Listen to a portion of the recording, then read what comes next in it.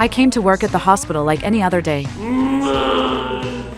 But suddenly, I heard a strange, chilling scream from the second floor. I sensed something was wrong. I rushed to the obstetrics department on the second floor to check. I found a nurse covered in blood, staggering out of the delivery room. Before I could figure out what was going on, the lead surgeon also ran out in panic. He gestured for me to get out of there immediately, fearing that the deformed baby inside might come out and hurt someone. At first, I didn't realize how serious it was. But unexpectedly, a large number of police soon surrounded the hospital. Even more terrifying, the caution tape was made of rope soaked in black dog's blood.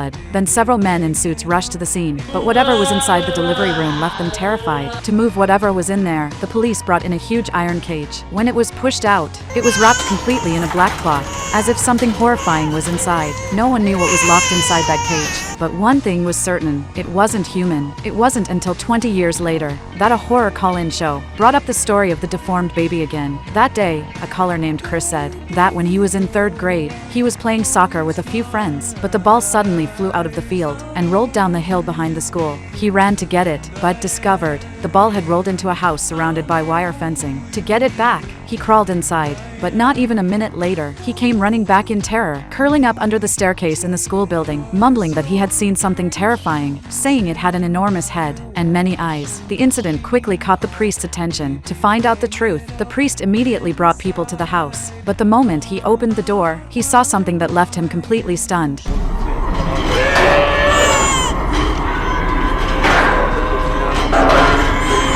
After that day, the priest lost his mind. He later fell seriously ill and became a vegetable. When the host asked what happened next, Chris suddenly hung up the call. Unexpectedly, the show sparked massive curiosity among the audience. To keep the show's popularity going, the crew began searching for information about the priest, planning to visit him about the incident. But by then, the priest was already a vegetable, unable to speak at all. When his daughter learned they came to ask about the school, she suddenly remembered. 7 students had visited her father a few days ago. One of them was named Chris. At midnight, the show aired as usual, but shockingly, Chris called again.